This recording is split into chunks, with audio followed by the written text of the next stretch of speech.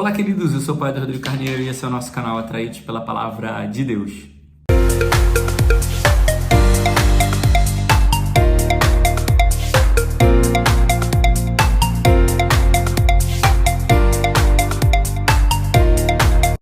Bem, então, quarto domingo da Quaresma, o chamado Domingo da Alegria. Então é com muita alegria que eu acolho você que está chegando aqui no nosso canal, você que é um atraído pela Palavra de Deus, que tem feito essa experiência com a gente, né? De escuta, de meditação da Palavra do Senhor. Te convido a abrir o seu coração a essa alegria que vem do alto, não uma alegria passageira ou do mundo, uma alegria que tem hora para acabar ou uma alegria que tem um fim, mas a alegria de ser amado por Deus, a alegria de ter um Deus que nos criou por amor e mesmo com a nossa escolha pelo pecado, Ele escolheu primeiro que nós para nos salvar. Ele escolheu derramar o seu Espírito sobre nós para nos santificar. Então essa é a nossa alegria, que Deus não nos abandona, que Deus sempre está um passo à frente de cada um de nós. Ele sempre está um passo adiante para promover uma salvação, para nos chamar e nos convidar a retornar com uma mão estendida para cada um de nós. Hoje a gente experimenta pelas leituras como que é essa alegria da salvação. Em primeiro lugar, a alegria da salvação por ser escolhido por Deus quando ninguém nos escolheria. Por exemplo, quando a gente vê a primeira leitura, Jessé vai apresentar 7 filhos para Samuel. E não vai se lembrar inicialmente, ou não vai apresentar Davi, porque era mais jovem, estava pastoreando ovelhas. Não, ele não importa. Aquele que não foi escolhido pelos homens, aquele que foi preterido pelo seu pai, ele foi escolhido por Deus. Então essa é a nossa alegria. Os homens podem não escolher a gente, os homens podem não nos querer, os homens podem não nos valorizar, mas Deus nos valoriza, nos quer e nos ama. E no Evangelho, que a gente vai ver que Deus, ele refaz a cada um de nós. Aquele homem que havia sido, como que, entre muitas aspas, uma obra com defeito, porque ele era cego, mas ele vai ser refeito por Deus, recriado por Jesus. Então essa é a nossa alegria, que sempre há esperança. Quando eu quebro, eu me lembrei agora do The Chosen, né? Quando Maria Madalena, ela volta, né? Ela cai na tentação e volta para a vida de pecado, vai para o bar, né? Vai beber e tal. E aí, quando Pedro e Mateus encontram ela fala, né? Ele me consertou, mas eu quebrei de novo. E agora eu não tenho mais jeito. E aí Jesus vai até ela e chama ela pelo nome e diz, né, que quantas vezes forem necessárias ele vai refazer ela, porque o melhor para ela é estar com ele. Então essa é a alegria da nossa salvação, a nossa alegria de salvação. A gente pode quebrar muitas vezes, mas Deus sempre está disposto a nos refazer. Deus sempre está disposto a nos dar uma nova chance e a nos recriar. Na primeira leitura, vai começar dizendo que Deus vai dizer a Samuel para ele encher o frasco, né? E ir para a casa de Jessé. Imediatamente eu lembrava que encher o frasco é estar preparado. De frasco cheio é estar preparado para a missão. Estar de frasco cheio é preparado para a vinda do esposo. Porque quando a gente lembra da passagem das 10 virgens, as 5 virgens prudentes eram aquelas que estavam com as lamparinas cheias de azeite. Então, ou seja, estar cheio de azeite é estar preparado. Estar cheio é a necessidade da nossa vida e do nosso coração. Eu preciso sempre estar cheio. Eu preciso sempre estar preparado para o Senhor. Eu preciso sempre estar disponível, preciso sempre estar disposto, à disposição do Senhor para aquilo que Ele quiser fazer. Então, por isso eu tenho que estar sempre cheio. Também nós vamos ver, nessa primeira leitura, que Deus vai dizer para Samuel, né? Os homens veem a aparência, mas eu vejo o coração. Aqui tem algumas coisas para falar, né? Não adianta a gente, em primeiro lugar, não adianta a gente ver de aparência. Tem muita gente na igreja que faz as coisas e que vive as coisas só para que os outros vejam. Vive uma vida de aparência. Na igreja é uma pessoa boa, proativa, mas em casa é pior do que o demônio. No trabalho, ninguém suporta a pessoa. Então isso é uma questão de ver de aparência, querer fazer para que os outros vejam. Muito mais do que parecer, nós precisamos ser pessoas boas, pessoas que são coerentes, Não uma pessoa que faz só para que alguém veja. Por exemplo, pessoas que quando o padre não tá, não aparecem, não fazem. Mas não, o padre vai estar, aí aparece porque quer ser visto, quer ser lembrado. Então, isso é viver de aparência. Mas Deus não vê as aparências, Deus não vê as máscaras que a gente usa, Deus vê o nosso coração. Também é importante, o outro lado, é a gente tomar cuidado, porque às vezes a gente está, nós como humanos, a palavra vai dizer, os homens veem a aparência e eu vejo o coração. Às vezes nós julgamos as pessoas pela aparência. Ah, essa pessoa me parece ser muito boa. E aí a gente se aproxima, se entrega, começa a se aproximar e depois se decepciona, se frustra. Porque aquela pessoa, ela só vive de aparência. Então, ou seja, muitas vezes as decepções da vida vêm porque nós estamos julgando mal. A gente vê a aparência da pessoa, a gente vê aquilo que a pessoa quer mostrar e absolutiza, achando que a pessoa é uma pessoa maravilhosa. E na verdade ela não é. É uma pessoa que está em processo, está em conversão, ou às vezes que nem quer se converter, mas só finge, né? Se coloca em pele de carneiro, aquele que é um lobo. Se coloca em pele de ovelha, aquele que é um lobo, que só está querendo se aproximar para destruir a gente. Então toma cuidado com as aparências, porque quando eu julgo, quando eu olho só a aparência, eu posso estar correndo o risco de somente me fixar em uma ovelha que está em pele de lobo. Mas quando eu conheço de verdade, o tempo, né? Aqui entra um elemento importante. O tempo, ele é essencial para que as máscaras caiam, porque o personagem, se alguém está vivendo de aparência, vivendo de personagem, o tempo mostra, porque as máscaras não duram, com o tempo as máscaras caem. Então, ou seja, não entregue seu coração de primeiro momento, não entregue seu coração e sua vida, sua história para uma pessoa que você acabou de conhecer, mas guarde, deixe passar pela prova do tempo antes de entregar e dar tudo na mão do outro assim. E aí, por isso também que o Senhor, ele diz, e ele chama, olha só, até o Senhor faz isso, ele chama a gente para perto, se dá a conhecer, e aí depois ele pede o nosso coração. Vê o que ele fez. Vamos lembrar aqui o que ele fez com a samaritana no domingo passado. Ele pediu água, apresentou para ela a proposta da água viva. Depois ele falou do marido para ela perceber que ele não era qualquer um, mas que ele conhecia a história dela. Então ele foi pouco a pouco, ele não chegou já de cara, já, sabe? Então ele foi fazendo um caminho com ela, para que ela conhecesse ele. E aí depois ela tira a máscara da mentirosa, da que vivia de aparência, né? E que fugia do que ela vivia na verdade. Então, nem o Senhor, ele já chega pedindo o nosso coração. Ele vai conquistando a gente. Então a gente precisa aplicar isso também na vida. Não vai entregando seu tesouro e sua vida para qualquer um que aparece, não. Também é interessante que o texto todo vai mostrar que Samuel a todo tempo escutava Deus. Isso me chamava atenção, né?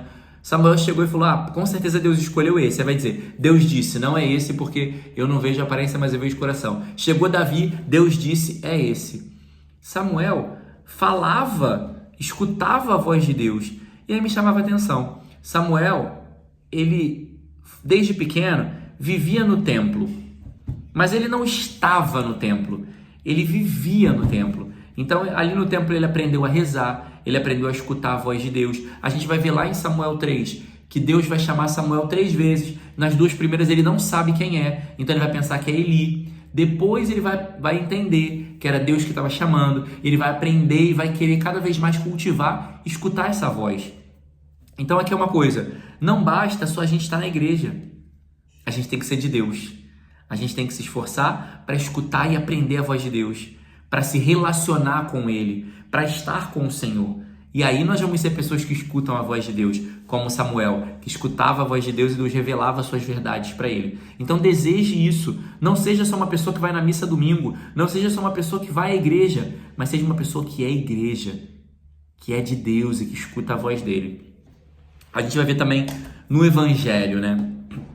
O Evangelho, ele abre com uma pergunta. Vão perguntar a Jesus quem pecou, esse homem ou a família dele, para ele ter nascido cego. Então a gente vai ver já aqui que o pecado, ele tem consequências na nossa vida. O pecado, ele vai trazer consequências para a nossa vida e para a nossa história. Às vezes, essas consequências podem ser físicas. Por exemplo, uma pessoa que não cuida da sua saúde, que está no 5º mandamento, tá? O 5º mandamento também inclui cuidar da saúde. O não matar também inclui não se matar, ou seja, não descuidar da própria saúde. Então vamos supor, uma pessoa que é diabética e não se trata e come doce desregrado, come só como se não houvesse amanhã, não está preocupada com nada. E aí chega um momento em que ela precisa amputar uma perna, amputar um membro. Então, ou seja, o pecado de não cuidar da própria saúde, ele traz uma consequência física, tá? Pra gente entender. Mas o que a gente tem que se preocupar de fato é com a maior consequência do pecado, que é a condenação eterna. A pior condenação do pecado, a pior consequência do pecado é a morte eterna. E esse eu tenho que ter medo, esse eu tenho que cuidar. Eu preciso, claro que eu vou cuidar do meu físico, mas eu preciso cuidar da minha alma, na minha intimidade com Deus, para que eu possa, então, não incorrer na morte eterna. A gente vai ver também que Jesus, quando vê aquele homem cego, então vai se aproximar dele, vai cuspir no chão, né? E com a sua saliva vai fazer lama com o barro para curar aquele homem. Em primeiro lugar, ele vai juntar saliva com barro, o pó da terra. Lembra que há 3 semanas atrás, Deus criou o homem do barro. A gente viu isso há pouco tempo. Que Deus criou o homem do barro. Então, ou seja, Deus está juntando o barro, que é a matéria-prima da criação, e depois que ele criou esse homem, ele soprou nas narinas dele. Ele deu o que estava dentro. A saliva também é o que está dentro, que eu vou colocar para fora para juntar. Então, de certa forma, Jesus está recriando aquele homem. Aquela obra da criação que havia sido feita, entre aspas, defeituosa, ela vai ser refeita ou recriada por Jesus. Isso abre um precedente para nós, que a obra da salvação de Jesus é recriar a cada um de nós. Nós que muitas vezes estamos defeituosos pelo pecado, defeituosos pelas nossas tendências, defeituosos pelas consequências do pecado que cometemos, Jesus tem a capacidade de nos recriar. Só que além disso, ele acrescenta uma coisa importante. Porque ele não só coloca o barro, aquela lama nos olhos daquele homem. Ele vai dizer para ele, lava-te na piscina de Siloé, que significa enviado, né? Então, ou seja, ele já dá uma pista que ele vai enviar aquele homem. Mas antes de enviar, ele precisa curar. E aí aqui, o elemento daquele homem ir se lavar na piscina, lavar água. Água é um sinal do Espírito Santo. Ou seja, depois de a recriação, o processo de recriação, ele é concluído com a ação e com a graça do Espírito Santo. Então, ou seja, Jesus veio para recriar a humanidade, mas ele também veio para preparar, e quem complementa toda essa obra é o Espírito Santo. Então, ou seja, Jesus já nos salvou, mas o Espírito é que nos faz enxergar. Sem o Espírito não há obra nova. A obra nova se completa em nós com a presença, com a abertura, com a graça do Espírito Santo. Então, eu e você precisamos crer em Jesus, ir ao encontro dele para ele nos recriar, mas também nos abrir ao Espírito Santo, para que o Espírito Santo seja o promotor da obra nova em nós, para que o Espírito Santo realize essa obra maravilhosa no nosso coração, na nossa vida, em todo o nosso ser, para que sejamos recriados e a obra nova ela seja concretizada, finalizada, manifestada ao mundo, como diz o enviado, que essa obra nova em nós seja manifestada ao mundo pela ação do Espírito Santo.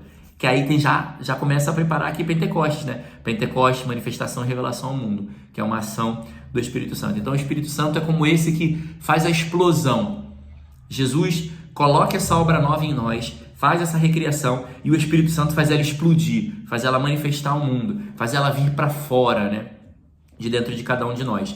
E aí esse homem, depois de curado, ele começa a anunciar, ele começa a falar que foi Jesus que curou ele. Então, ou seja, todo curado é enviado, mais uma vez, a anunciar. Como na semana passada, a samaritana foi curada e anunciou. Ela que era envergonhada foi para a cidade proclamar. Aquele homem que era cego foi abrir os olhos de outras pessoas. Abrir os olhos de outras pessoas que a salvação estava no meio de nós. Quando perguntam lá quem é, ele vai dizer, é um profeta. E ele vai dizer, ele não pode ser uma pessoa, um pecador, porque vão chamar Jesus de pecador. E ele vai dizer, ele não pode ser um pecador porque ele me curou. Ninguém nunca curou um cego de nascença. Então ele é um homem de Deus. Dizer que é um profeta é dizer que ele é um homem de Deus, que ele é um enviado de Deus. Então, ou seja, todo aquele que é curado, nós que somos curados por Deus, somos chamados e enviados a anunciar. O cego foi chamado a abrir os olhos de outras pessoas. E aí a gente vai ver a confusão na cabeça dos fariseus, né? Porque para eles, o que eles não conseguem explicar está errado. Porque eles tinham uma mentalidade muito material, né? Se eu não consigo explicar, se não tem explicação por como ele te curou. Como? Eles perguntam para os pais, perguntam para ele, como ele te curou?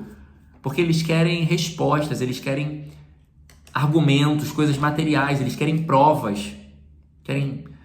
Só que Jesus nos chama numa experiência de fé, a acreditar naquilo que ele faz, sem saber, sem perguntar o porquê, sem querer saber o fundo daquelas coisas, mas é simplesmente uma experiência de se abrir e acreditar. Ele fez. O próprio cego vai dizer, eu não sei como foi, mas ele fez, eu tô vendo. Então, ou seja, a gente precisa se preocupar menos com como ele vai fazer e mais com se alegrar pelo que ele fez. A gente termina de novo com alegrar que a gente começou. Não importa como ele fez. O que importa é que ele fez. E esse é o motivo da minha alegria. Ele fez. Isso me alegra, isso me salva, isso me dá forças. E assim nós vamos caminhar. Por isso te pedimos, Senhor, nesse domingo da alegria, para que a experiência verdadeira da alegria encha o nosso coração. Não uma alegria passageira, não uma alegria mundana, não uma alegria baseada em fatos ou argumentos, mas uma alegria firmada na fé em Deus, na fé que Deus nos salva, na fé que Deus nos ama, na fé que Deus nos sustenta, na fé que Deus nos recria. Nós te pedimos, Espírito Santo, faz explodir dentro de nós a obra nova de Deus, faz vir para fora quantas pessoas que estão aprisionadas, escondidas dentro de si, quantas pessoas que não se encontram, não se compreendem. Faz, Espírito Santo, vir para fora. Levanta uma geração profética de anunciadores, Espírito Santo, para que o teu povo proclame as maravilhas de Deus, para que o teu povo seja um povo ousado, um povo que vive da fé, vive da misericórdia e do amor. Te pedimos, Espírito Santo, seja o condutor da nossa vida, seja o condutor e aquele que efetiva a obra nova de Deus em nós. Glória ao Pai, ao Filho e ao Espírito Santo, como era no princípio, agora e sempre. Amém. Louvado seja nosso Senhor Jesus Cristo, para sempre seja louvado.